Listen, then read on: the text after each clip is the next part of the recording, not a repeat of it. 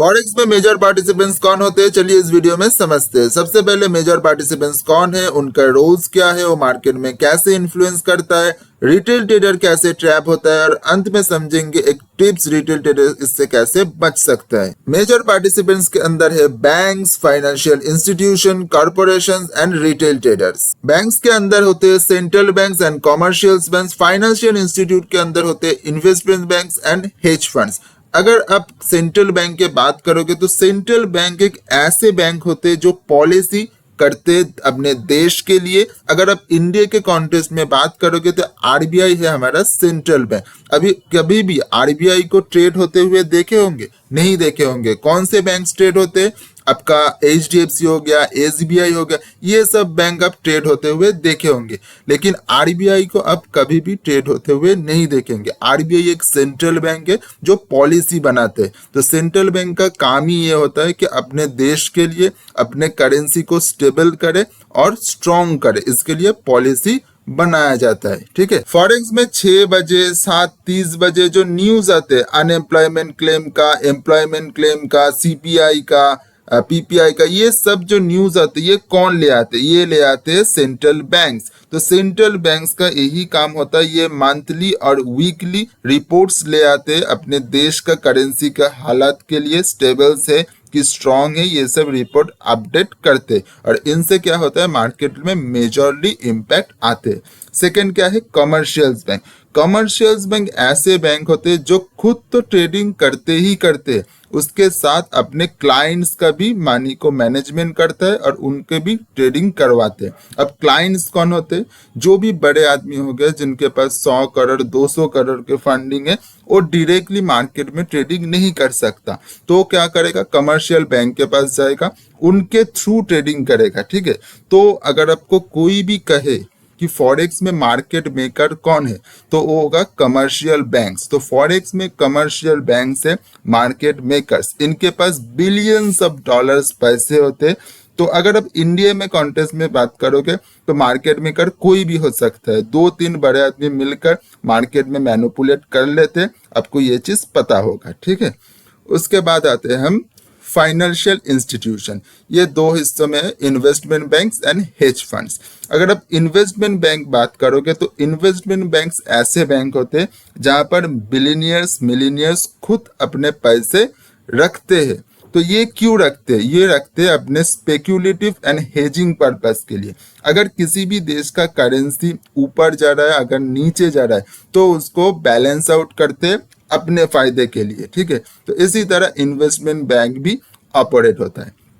फिर अगर बात करोगे तो हेज फंड्स। अगर आप फॉरेक्स ट्रेडिंग में बात करते हो तो आपको पता ही है, हेज फंड्स नाम सुने होंगे कि दुनिया का सबसे बड़ा हेज फंड्स कौन है? ब्रिजवुड एसोसिएशन। इनके पास 89.6 बिलियन का एसेट है। ये कौन है? Hedge funds. हेज फंड्स एक ऐसे इंस्टीट्यूशन होते हैं जिनके पास इतने एक्सपीरियंस ट्रेडर्स होते हैं, इतने बहुत ज्यादा हाईली एक्सपीरियंस और क्वालिफाइड ट्रेडर्स होते हैं, और उसके साथ इनके पास इनसाइडर न्यूज भी होते हैं।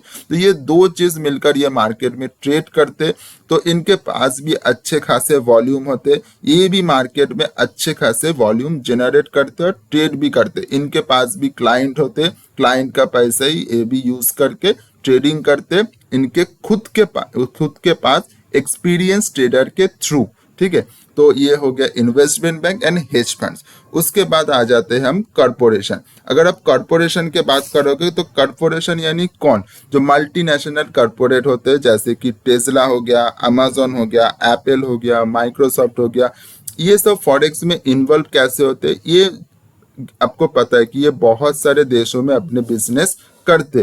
तो अगर किसी भी देश का बिजनेस इतना डाउन हो जाए, मतलब करेंसी बहुत ज्यादा खतरे में आ जाए, तो उनका बिजनेस भी इफेक्ट पड़ता है। तो ये टाइम पे कैसे करता है कि अगर उनको देखते हैं कि थोड़ा सा करेंसी वीक हो रहा है, तो ये खुद ही मैनिपुलेट नहीं कह सकते, खुद ही अपने कोशिश करते हैं कि उनको थोड़ा सा स्टेबिलाईज किया जाए। क्यों? अपने बिजनेस को अच्छे ऑपरेशन करने के लिए, प्रॉफिट शेयर बढ़ाने के लिए। क्योंकि अगर करेंसी में दिक्कत आएगा तो उनका शेयर भी ऊपर नीचे हो सकता है। तो इसीलिए कॉर्पोरेशन फॉरेक्स में इस तरह से इन्वॉल्व है कि उनका फायदा हो, बस उनका बिजनेस अच्छी तरह से रन हो सके। ठीक है, और आखिरी में आते हैं रिटेल ट्रेडर्स।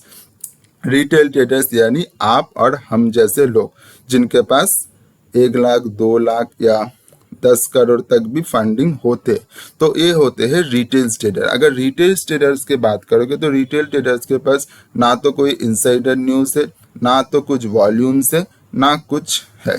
तो इनके पास सिर्फ एक ही चीज़ है, ये सिर्फ चार्ट को एनालिसिस कर सकते और उनके थ्रू ही ट्रेड एग्जीक्यूट कर सकते।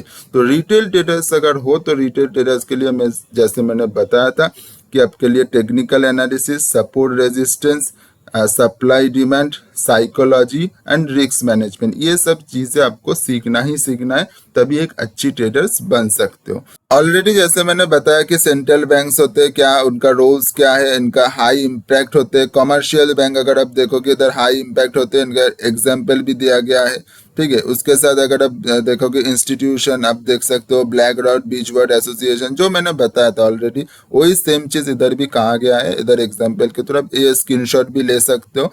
तो उसके बाद अगर आप देखोगे तो एक इधर पॉइंट से जो ब्रोकर्स जो आपको उधर नहीं बोला गया था, तो ब्रोकर्स इसीलिए नहीं बोला गया था क्योंकि ये डायरेक्टली इम्पैक्ट नहीं करते।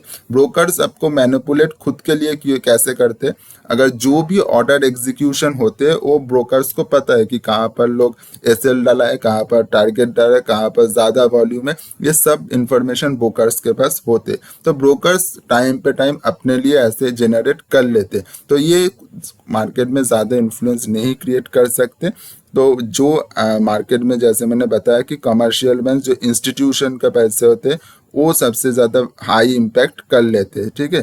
तो ये दो ही चीज़, अगर आप रिटेलर्स हो सबको पता ही, जैसे मैंने ऑलरेडी बताया, आपको technical analysis, candle stick, support resistant, ये सब सीखना ही सीखना है। साइकोलॉजी, रिस्क मैनेजमेंट, ये सब सीखना ही सीखना है।